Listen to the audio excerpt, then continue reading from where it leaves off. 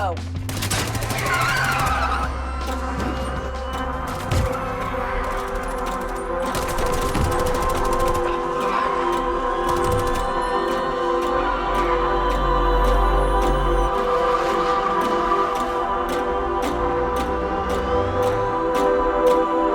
So, I mentioned that I thought that starting point could be a really good one to have a change of music at the point that the actor says go. And so this is the music that I wrote for the kind of car chasey bit that we have now.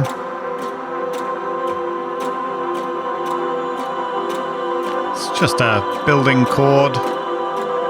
Got some rhythm in those Bartok Pitts strings. Got some choir sound and some brass sounds, all made with the free orchestral plugins that we were looking at before. So now I am going to add some of the synths. In fact, I'm going to start off by adding some drums. I want to create more rhythm in there.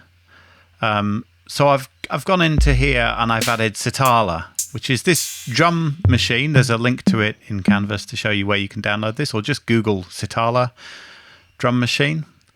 So what I want to do is actually program this. So I'm going to go to, I'm just showing here that you can play these from your MIDI keyboard as well, all of these instruments. But rather than playing them live, I want to program them. So we've looked in the past at step sequencers. Soundtrack, for instance, has a step sequencer. Or we can just use a MIDI roll. So what I'm going to do is I'm just going to highlight one bar here in the track that I've created for Sitala. And then I'm going to go to Insert and I'm going to choose New MIDI Item. So that just basically creates a blank little bit of MIDI or something for MIDI to be placed into. And then by double clicking in it when I'm in Reaper, I can open a separate window. So it's not quite the same as Soundtrack where that opens below, but here in Reaper it opens in a separate window over the top so that I can edit it. And I've found the bass drum, and all I'm doing here is just clicking a 4 to the floor, i.e. bass drum, right on the beat there, and drawing those in with the pencil tool, which is on by default. So if I play that back now, you'll immediately hear that duff, duff, duff. And of course, I can also loop it. Slightly different way of looping. You drag at the bottom of the clip in Reaper. So there you go. Now, yes, I grant you, that doesn't really add a lot to the music at the moment, but you'll see where I'm going. Okay, so I've got that sort of duff, duff, duff.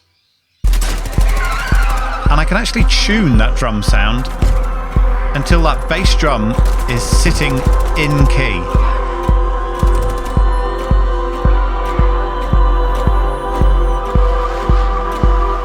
And I really like that 808 sample because it kind of sounds a little bit heartbeaty. So once it's in tune, that's pretty exciting.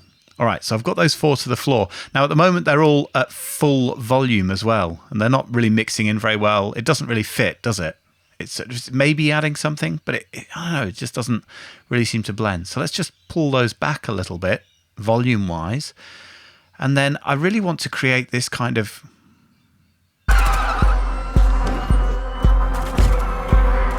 maybe a little bit better. Still kind of, I like the heartbeat effect. But anyway, as I was going to say, I want to create, the run chase feel. So I want some shorter note rhythms in there to create some real kind of excitement.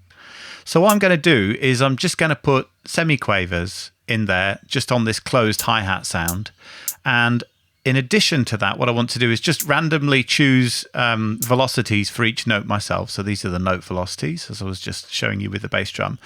And just pull them up and down sort of randomly so that some of them are medium. The odd one is high, so it's like offbeat accents. I'm deliberately adding other ones. And I'm very quick at this. As you can see, I haven't sped up that video at all. And that will create a lot more excitement now.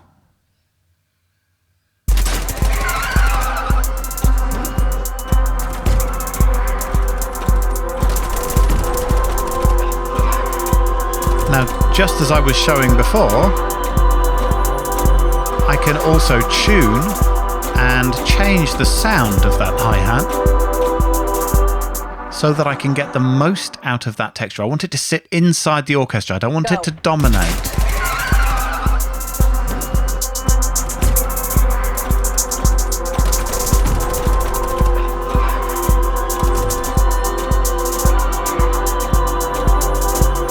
Made it a little bit more snary now.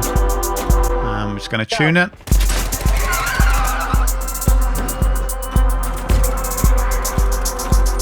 That should be quite nice to automate this tuning, but I won't get into that now or it'll make this tutorial video very long.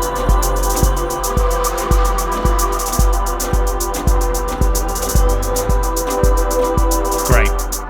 So it's not perfect, but you can see now I've added a whole lot more action into that section.